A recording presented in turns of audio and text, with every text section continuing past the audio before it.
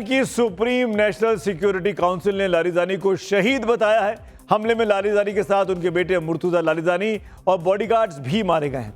आज तेहरान में लारिजानी के अंतिम संस्कार में लोगों का हुजूम उमड़ा। हर किसी की आंखें नम थी। जरा देखिए इन तस्वीरों को। हजारों की भीड़ के बीच लारिजानी का जनाजा निकला। कहा जाता है कि सुप्रीम लीडर खामेनेई के मारे जाने के बाद 67 साल के अली लारिजानी ही ईरान को अमेरिका और इजराइल के खिलाफ चल रही जंग को लीड कर रहे थे। टाइम मैगजीन ने एक बार लारिजानी परिवार को ईरान की कैनेडी फैमिली तक कहा था। जैसे अमेरिका में राष्ट्रपति जॉन एफ कैनेडी का परिवार राजनीति पर दबदबा रखता था, वैसे ही ईरान में लारिजानी का परिवार था। 5 भाइयों का यहां पर राज था। अली लारिजानी 12 साल तक संसद के स्पीकर और ईरान के एटमी प्रोग्राम के सूत्रधार थे। लारिजानी फैमिली का सबसे बड़ा चेहरा भी वही बताए जाते हैं। इसके अलावा उनके भाई सादिक लारिजानी, जो कि ईरान के पूर्व चीफ जस्टिस और जब ईरान की नीति निर्धारक गार्जियन काउंसिल के वो प्रमुख भी थे।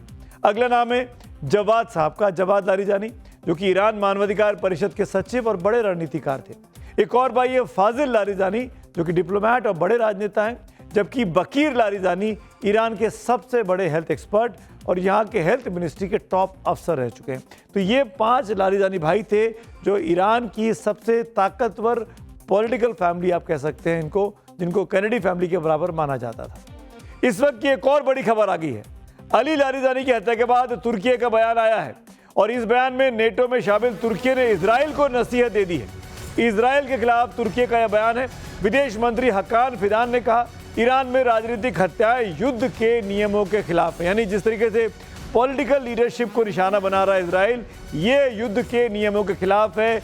ये खुद तुर्की का ऑफिशियल बयान आया इजराइल के खिलाफ। सुनिए क्या कुछ कहा तुर्की के विदेश मंत्री हकान फिदान ने। अपने बड़े बड़े लीडर्स के खात्मे के बाद ईरान का गुस्सा अब उफान पर है।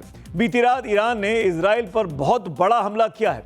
तस्वीरें दिखाएंगे आगे, लेकिन पहले आपको इजराइल का एक मैप दिखाते हैं। ये मैप देखिए, ये देखिए राजधानी तेल अवीव का इलाका है और हर जगह रेड डॉट्स दिखाई दे रहे हैं।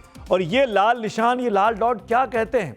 ये रेड जोन है। यानी तेल अवीव का ये पूरा इलाका इस वक्त बारूद के ढेर पर बैठा है, जहां पर कभी भी ईरान की तरफ से आकर कोई मिसाइल, कोई ड्रोन, कोई हमला हो सकता है। यहां पर इस पूरे इलाके में लगातार वॉर सायरन बज रहे हैं, लगातार लोगों को अलर्ट किया जा रहा है सुरक्षित रहने के लिए।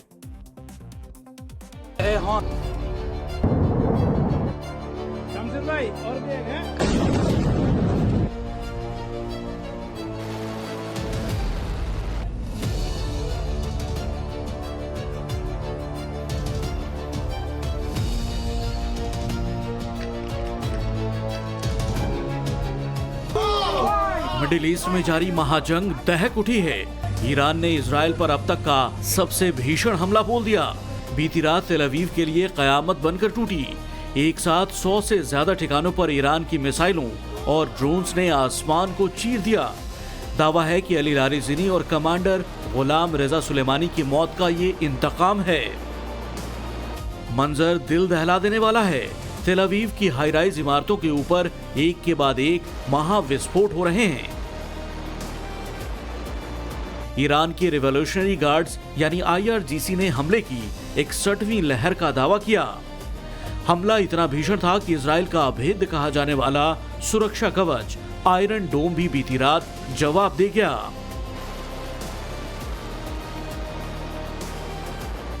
आसमान में उठती आग की लपटें बता रही हैं कि इस बार हमला सिर्फ सिंबॉलिक नहीं बल्कि विनाशकारी है। पावर ग्रिड पर हुए हमलों ने तेल अवीव को अंधेरे में डुबो दिया। सड़कों पर सिर्फ जलती हुई कारें और मलबों की रोशनी दिख रही है। रेलवे स्टेशन पर लोहे और कंक्रीट का यह ढांचा अब सिर्फ मलबे का ढेर है। जो शहर कभी सोता नहीं था, आज वहां सिर्फ सायरन की गूंज और चीखें हैं।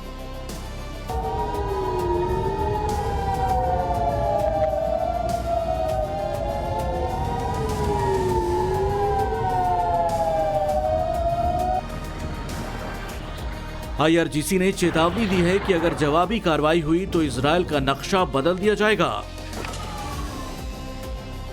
जाहिर है तेल अवीव पर ईरान का ताजा हमला महज एक स्ट्राइक नहीं बल्कि पूरे क्षेत्र को महायुद्ध की आग में झोंकने की चिंगारी है। क्या बेंजामिन नेतन्याहू इस हमले का जवाब परमाणु विकल्प से देंगे या फिर ये जंग पूरी दुनिया को अपनी चपेट में ले लेगी? तेल अवीव के पास एक शहर है रमतगढ़, इजराइल में, और यहाँ पर हमारे सहयोगी मयंक सिंह मौजूद है, टाइम्स नाउ भारत के सहयोगी।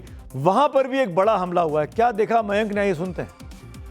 टाइम्स नाउ भारत की टीम इस वक्त रमतगान इलाके में है, इसराइल में, जहां की रात में एक बहुत बड़े प्रोजेक्टाइल को एयर डिफेंस इक्विपमेंट ने डिस्ट्रॉय किया, लेकिन उसका जो डेबरी है, उसका जो मलबा है, आकर एक ऐसे रिहायशी इलाके पर एक घर पर गिरा। आप देख सकते हैं जो बालकनी वो पील आउट हो गई है, बिखर कर बाहर आ गई, और जिसका पूरा मलबा नीचे गिरा हुआ था।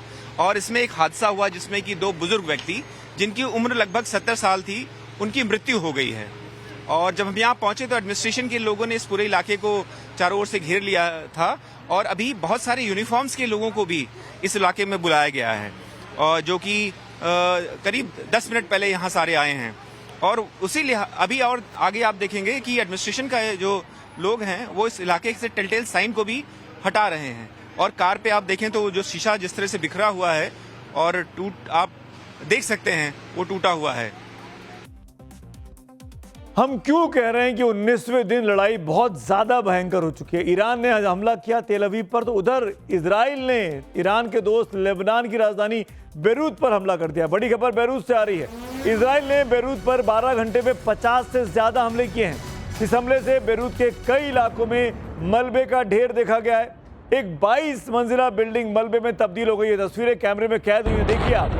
हमले में 6 से ज्यादा लोगों की मौत की खबर भी है और कई लोग घायल हुए हैं। आपको बता दें कि लेबनान वो देश है जहां पर ईरान की प्रॉक्सी माने जाने वाले हिजबुल्लाह के ठिकाने हैं, लेकिन इजराइल के लेबनान ग्रेटर इजराइल का एक हिस्सा बने, इस प्लान में इजराइल लगा हुआ है। इसीलिए लेबनान में लगातार इजराइल हमले कर रहा है। इजराइल की पैदल सेना भी इस वक्त लेबनान के भीतर मौजूद है। इस बीच एक और ब्रेकिंग न्यूज, एक और बड़ी खबर। स्ट्रेट ऑफ होर्मुज को खोलने के लिए अमेरिका का एक बड़ा एक्शन हुआ है। समंदर किनारे बने ईरानी मिसाइल ठिकानों पर 2200 किलो वजनी खतरनाक बम से अटैक किया गया है। अमेरिकी सेंट्रल कमांड ने कहा कि जिन ठिकानों पर हमले हुए हैं वो अंतर्राष्ट्रीय जहाजों के लिए खतरा बनी हुई थी, इसीलिए उन पर हमला किया गया। 2200 टन का हमला किया गया है अमेरिका के द्वारा स्ट्रेट ऑफ होर्मुज को खोलने के लिए।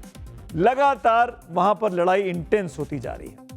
अब कार्यक्रम के आखिर में हम आ चुके हैं। वक्त हो गया रोज की तरह पब्लिक व्यू को दिखाने का, यानी आपकी राय को दिखाने का। संध्या मिश्रा जी, जो कि गंगा पे सार की वाली खबर पर लिख रही हैं, पोस्ट कर रही हैं, जहां आस्था जुड़ी हो वहां हर कदम सोच समझकर उठाना जरूरी है।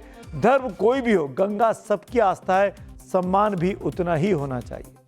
अगला व्यू हिमानी रावत जी का है, जो कि लड़ाई पर युद्ध पर लिखती हैं।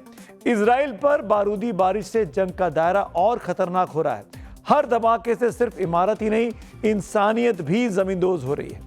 एक और पब्लिक व्यू को जगह आज मिली है। प्रियम श्री लिखते हैं, वाराणसी की तस्वीरें बता रही हैं कि इरादा चाहे जो हो, तरीका सवालों में है। पवित्रता सिर्फ भावना नहीं, व्यवहार से भी दिखती है।